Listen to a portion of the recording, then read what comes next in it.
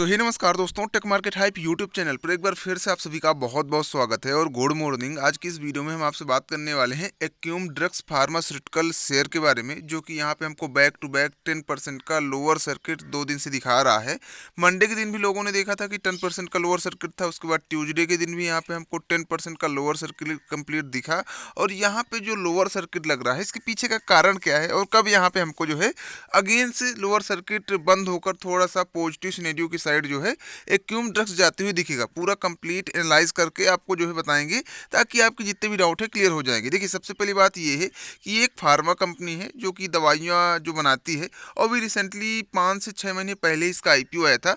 और आईपीओ जो लिस्टिंग लगभग चार्ट था, वो लगभग 723 रुपये का था। आप देख सकते हैं यहाँ पे जो लिस्टिंग जो हुआ था, उसमें लगभग 723 रुपये के आसपास प्राइस में लिस्ट हुआ था। उसके बाद शेयर लगभग यहाँ पे 1100 से ऊपर भी गया, लेकिन अभी अगर देखें तो लिस्टिंग प्राइस के नीचे यहाँ पे 644 रुपये के आसपास एक्यूम ड्रग्स एंड फार्मास्यूटिकल शेयर जो है घूम रहा है।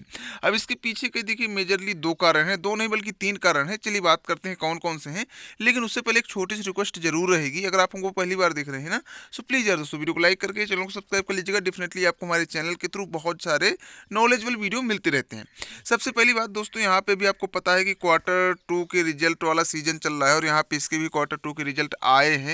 उसकी बाद ही यहाँ पे गिरावट हुई है, और क्वार्टर 2 के रिजल्ट क्या इतने बुरे आए हैं, देखते हैं। देखिए यहाँ पे बताया जा रहा है एक्यूम ड्रग्स वित्तीय वर्ष 2025 की दूसरी तिमाही यानी क्वार्टर 2 में सितंबर वाले रिजल्ट में 16% बढ़कर 66.7 करोड़ रुपए हो गया है। अब देखिए, जो इसका क्वार्टर 2 का रिजल्ट है, वो पिछले साल के कंपैरिजन में लगभग 16% की बढ़त में है, ठीक है। बट वहीं पे ये गिर क्यों रहा है, तो थोड़ा समझते हैं। यहाँ पे बताया जा रहा है दिल्ली स्थित अनुबंध विकास और निर्माण संगठन यानी एक्यूम ड्रग्स एंड फार्मास्यूटिकल ने 66.7 करोड़ रुपए का समायोजन शुद्ध लाभ दर्ज किया है, जो पिछली तिमाही के परिचालन क्षमता से 16% के आसपास अधिक है। जो कि पिछले ईयर में जितना इसने किया था, उससे 16% ज़्यादा ही किया है प्रॉफिट इस वाले तिमाही में, सितंबर वाले में। बट रीजन क्या है, हमें बताया जा रहा है कि सक्रिय दबाव घटक, मतलब यहाँ पे जो है दबाव काफ़ी है दवाइयों के ऊपर सरकार का, और कीमतों को कम करने का दबाव काफ़ी है सरकार की तरफ से, जिसकी वजह से, और डिमांड में यहाँ पे कभी डिमांड ज़्यादा आती है कभी कम आती है, तो इसकी वजह से यहाँ पे जो राजस्व है वो यहाँ पे थोड़ा सा डगमगा गया है। और यहाँ पे सालाना आधार पर 11.9% के आसपास की गिरावट हमको यहाँ पे देखने के लिए मिली है, जो कि लगभग लगभग यहाँ पे 1046 करोड़ के आसपास होता है, ठीक है। इसके अलावा यहाँ पे इबिट्टा, जो यहाँ पे प्रॉफिट परसेंटेज मार्जिन होता है, वहाँ पे भी 1347 के आसपास इबिट्टा जो है दर्ज किया गया है, जो पिछली तिमाही के तुलना में 28% के आसपास नीचे गिरावट में देखा जा रहा है। मतलब 28% के आसपास पिछली तिमाही के हिसाब से डाउन है, जो इस हिसाब के सिनेरियो भी चल रहे हैं।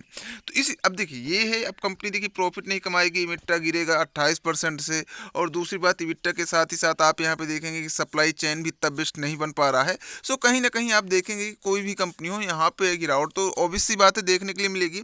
दूसरी बात, यहाँ पे हमारे मार्केट, इंडियन मार्केट में पूरा करेक्शन देखने के लिए मिल रहा है, ये भी एक मेजर कारण हो सकता है। अब यहाँ पे वैसे तो एक्सप्लेनेशन बहुत सारे हैं, मैं आपको अगर एक्सप्लेन करता रहूँगा तो करता रहूँगा, इसमें कोई फ़र्क नहीं पड़ता। बट मेन आपको मुद्दा समझ में आ गया होगा कि क्यों गिरावट हो रही है।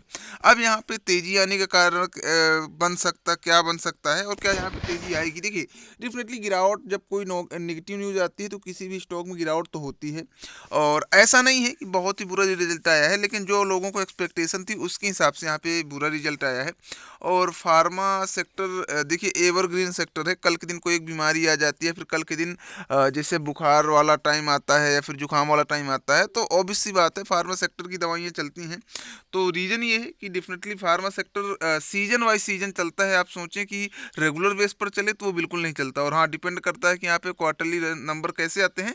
अगर नंबर बैक टू बैक अच्छे आ रहे हैं, मान लीजिए एग्जाम्पल के तौर पर देखिए कि कोई सिर्फ एक कंपनी है जो कि जुकाम बुखार की दवा बनाती है, तो ऑब्वियस सी बात जुकाम बुखार वाले ज़्यादा क्लाइंट रहेंगे। अब कोई एक कंपनी जो सिर्फ ओनली कैंसर क्योर करने वाली दवा बनाती है, तो उसके थोड़ा कम क्लाइंट रहेंगे।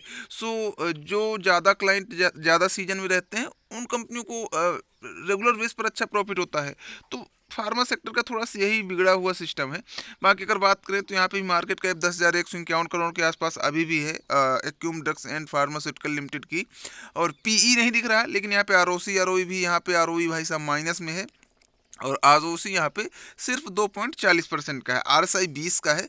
सो डेफिनेटली आरएसआई यहाँ पे देखा जाए तो ये एक हिसाब से बहुत ही कम है। 30 के नीचे का आरएसआई यहाँ पे ओवरसोल्ड जोन माना जाता है, जहाँ से बाउंस बैक आने के चांस होते हैं। और मेजरली जो 2 दिन में हमको बैक टू बैक 10% की गिरावट दिखी, इसकी वजह से यहाँ पे आरएसआई डाउन हुआ है। सो हो सकता है कि आगे आने वाले 1-2 दिन में कहीं ना कहीं हमको पूरी रिकवरी तो नहीं होती दिखेगी, लेकिन 2-4%, 5% के आसपास तेजी भी आती हुई दिख सकती है। जो फार्मा सेक्टर में कुछ लोग हैं जो कि फार्मा सेक्टर को पसंद करते हैं। और अभी देखिए रीजन ये है कि एफआईआई भी बेच रहे हैं बैक टू बैक। सो सबसे मेन कारण ये भी हो जाता है कि भाई साहब अभी मार्केट में गिरावट रुक नहीं रही। अब गिरावट जब रुकेगी तो लोग यहाँ पे डीआईआई है, फिर क्यूआईबी हैं, वो अपना बढ़िया सेक्टर सेलेक्ट करके उनमें से स्टॉक सेलेक्ट करके लोग बाय करने का सोचेंगे। बट जब गिरावट रुके तब ना लोग खरीदें। तो अभी सबसे पहले तो मेजरली गिरावट रुकना जरूरी है, और उसके बाद यहाँ पे आपको डेफिनेटली तेजी आती हुई दिखेगी, क्योंकि कोई भी स्टॉक जब ओवरसोल्ड जोन में होता है तो एक बार जो है रिकवर होने की कोशिश करता है, और ये एक बेस्ट मौका होता है उस स्टॉक के लिए।